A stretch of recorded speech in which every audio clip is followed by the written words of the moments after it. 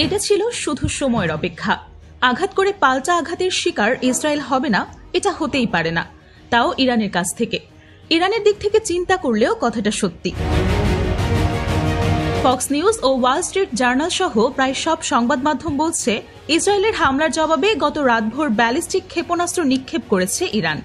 Operation true promise 3 নামক এই অভিযানে ইসরায়েলের বিভিন্ন স্থাপনাকে লক্ষ্যবস্তু করা হয়েছে। এতে অন্তত 3 জন নিহত এবং কয়েক ডজন আহত হয়েছেন। ক্ষেপণাস্ত্র হামলায় গুরুতর আহত এক ইসরায়েলি নারী শনিবার সকালে হাসপাতালে মারা যান। এছাড়া চতুর্থ দফায় হামলার মধ্যে ইসরায়েলে তেল আবিবের দক্ষিণে আরেকজন নিহত হয়েছেন। এই হামলায় আহত হয়েছেন অন্তত 20 জন। তেল আবিবের পূর্বাঞ্চলে ইরানের হামলার সময় অস্ত্রের খণ্ডাংশ পড়ে এক নারী মারা যান। ইসরায়েলি জরুরি সেবা সংস্থা মাগেন ডেভিড অ্যাডমের বরাতে টাইমস অফ ইসরায়েল বলছে, ইরানের হামলায় বেশ কয়েকজন গুরুতর আহত হয়েছেন, বাকিরা হালকা থেকে মাঝারি আঘাত পেয়েছেন, আবার অনেকেই চরম মানসিক ট্রমার শিকার হয়েছেন।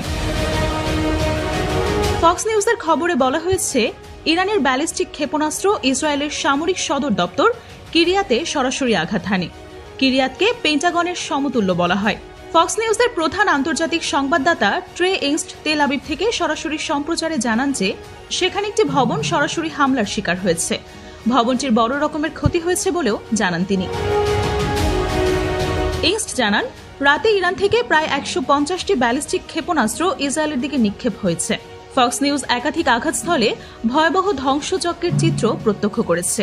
ইংস্ট বলছেন যে গোটা একটি ব্লক প্রায় সম্পূর্ণরূপে নিশ্চিহ্ন হয়ে গেছে, যেন মানচিত্র থেকেই সেটা মুছে গেছে। ইসরায়েল ও যুক্তরাষ্ট্রের প্রতিরক্ষা ব্যবস্থা যেমন আয়রন ডোম, ডেভিড স্লিং, অ্যারো, প্যাট্রিয়ট ও থার্ড সক্রিয় রাখার পরেও কিছু ক্ষেপণাস্ত্র সফলভাবে আঘাত হানতে পেরেছে। ফক্স নিউজ বলছে, প্রমাণিত হল যে ইসরায়েল ও যুক্তরাষ্ট্রের প্রতিরক্ষা ব্যবস্থা ইরানের এই হামলা প্রতিহত করার জন্য যথেষ্ট না। এদিকে শুক্রবার ইরান হুঁশিয়ারি দিয়ে রেখেছে, মধ্যপ্রাচ্যে অবস্থিত মার্কিন সামরিক ঘাঁটিগুলো তাদের পাল্লার মধ্যে আছে, প্রয়োজন পড়লে তারা সেখানেও হামলা চালাবে। জাতিসংঘে ইরানের প্রতিনিধি নিরাপত্তা পরিষদকে চিঠি দিয়ে জানায়, ইসরায়েলের পৃষ্ঠপোষক হিসেবে এই ঘটনার জন্য সম্পূর্ণভাবে দায়ী থাকবে যুক্তরাষ্ট্র।